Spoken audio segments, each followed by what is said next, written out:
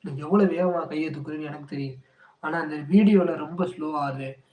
கண்டுபிடிச்சே ஆகணுமே என்ன பண்றது? நானும் வீடியோ எடிட் பண்ணலாம்னு கஷ்டப்பட்டு ஃபுல் வீடியோ எடுப்பேன். நீங்க கேளுங்க என் சோக கதைய கேளுங்க. இன்னைக்கு நான் சொல்லியே ஆகணும். யார்ட்டயாச்சும் சொல்லியே ஆகணும். நானும் ரொம்ப நேரமா போராடி வீடியோ எடுப்பேன். ஃபுல் வீடியோ எடுப்பேன்னு வச்சுக்கிடுங்க.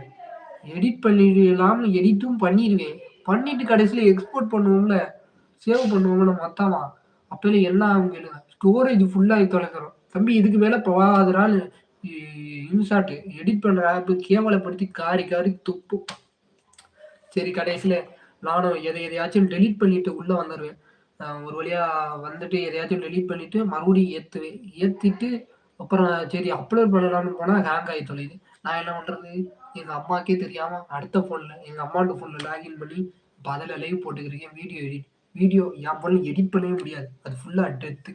யாருக்காச்சும் மெசேஜ் பண்ணலாம் போனா அப்படியே நின்டுக்கும். ரொம்ப கேவலமா இருக்கு. YouTubeல வீடியோவாச்சும் ஏதாச்சும்